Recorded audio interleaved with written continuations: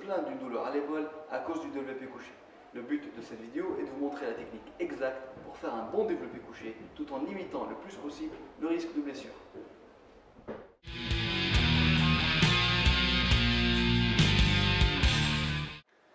Je commence bien sûr par la position de départ, par le placement. Si je suis mal placé au début du mouvement, je ne peux pas corriger ma position pendant le mouvement.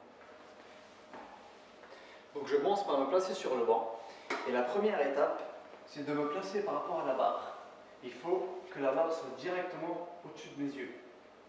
La deuxième étape, c'est de vérifier que j'ai 3 points de contact avec le banc. C'est-à-dire que ma tête, le haut de mon dos et mes fesses sont en contact avec le banc. Mes pieds sont plantés fermement par terre. Je ne vais jamais mettre les pieds sur le banc. Dans cette position, je suis très instable et donc je suis moins fort. La troisième étape, ça va être de choisir l'écart avec lequel je vais travailler.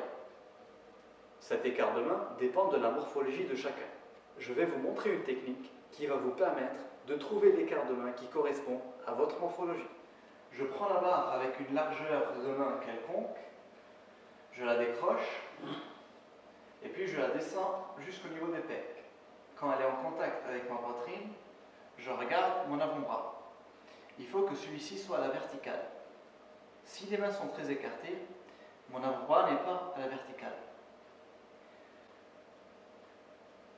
Si je prends très serré, mon avant-bras n'est pas à la verticale non plus.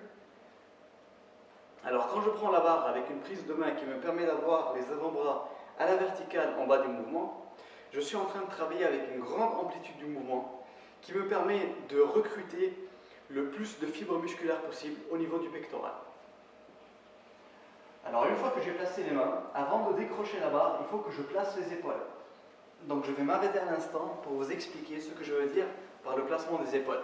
Imaginons que je suis allongé sur le banc, je rétracte les omoplates. Donc je resserre les omoplates. Il y a 2 avantages majeurs liés à cette position des épaules rétractées.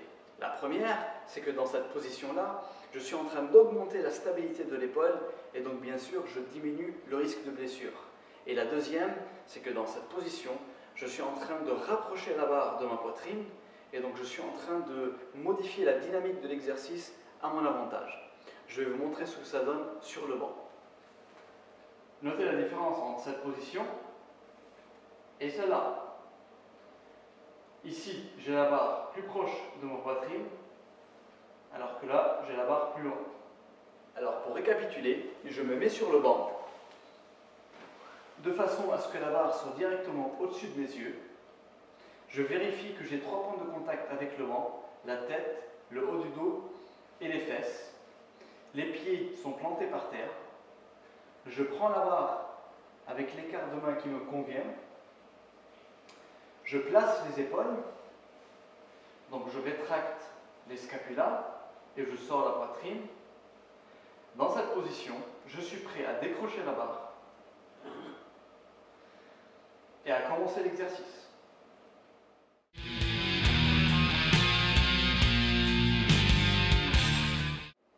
Je descends la barre jusqu'au bas des pecs. La barre touche mais ne rebondit pas sur ma poitrine. Puis je pousse en ligne droite jusqu'à la position de départ. Pendant la descente et pendant la poussée, je garde les épaules bien rétractées.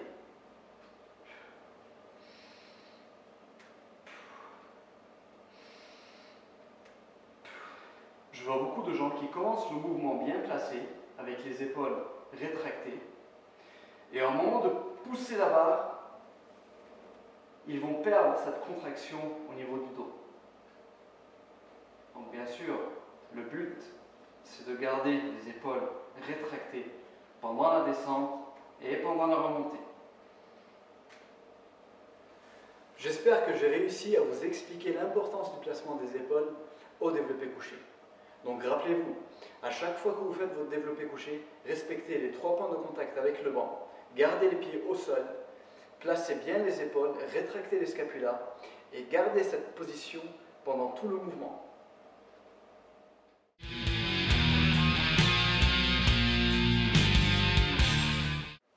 comment je gère ma respiration va dépendre essentiellement du poids avec lequel je suis en train de travailler. Si je travaille avec un poids relativement lourd en faisant des séries courtes, je décroche la barre, j'inspire, je bloque ma respiration pendant la descente et pendant la remontée.